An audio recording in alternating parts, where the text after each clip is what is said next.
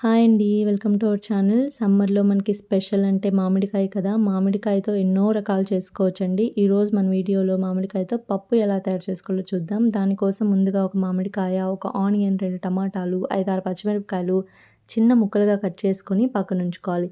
తర్వాత ఒక గ్లాస్ కందిపప్పును శుభ్రంగా వాష్ చేసుకొని, అందులో సరిపడా నీళ్ళు పోసుకొని కుక్కర్‌లో 5-6 విజిల్స్ వచ్చేంత వరకు మెత్తగా ఉడికించుకొని పక్కన పెట్టుకోవాలి. తర్వాత స్టవ్ పైన కడాయి పెట్టుకొని అందులో నూనె వేసుకొని, పోపు దినుసులు వేసుకొని, ముందుగా మనం కట్ చేసి పెట్టుకున్న ముక్కలను వేసుకొని, ఇలా మూత పెట్టుకొని మధ్య మధ్యలో కలుపుతూ బాగా వాడనివ్వాలి.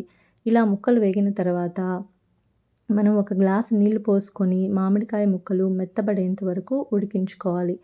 ఇలా మామిడికాయ ముక్క మెత్తబడిన తర్వాత అందులో రుచికి సరిపడా ఉప్పు, 1/2 టేబుల్ స్పూన్ పసుపు, 2 టేబుల్ స్పూన్ల కారం, కొద్దిగా ఇంగువ వేసుకొని దగ్గర పడేలాగా కలుపుకోవాలి. ఇక్కడ నేను కారం తక్కువగానే వేస్తున్నానండి. ఎందుకంటే ఆల్రెడీ పచ్చిమిరపకాయలు వేస్తున్నాం. కాబట్టి మనం చూసి వేసుకోవాలి. వేసుకున్న తర్వాత ఇలా బాగా కలుపుతూ దగ్గర పడనివ్వాలి. ఇలా దగ్గర పడిన తర్వాత నాకు కొంచెం నీళ్ళు తక్కువైందండి. సో, నేను 1/2 గ్లాస్ నీళ్ళు పోసుకుంటున్నాను.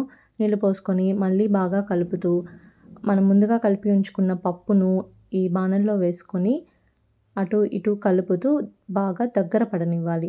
అంతే, చాలా ఈజీగా సింపుల్‌గా తయారయ్యే మామిడికాయ పప్పు రెడీ. దీన్ని వేడి వేడి అన్నంలో నెయ్యి వేసుకొని తింటే అద్దిరిపోతుందండి.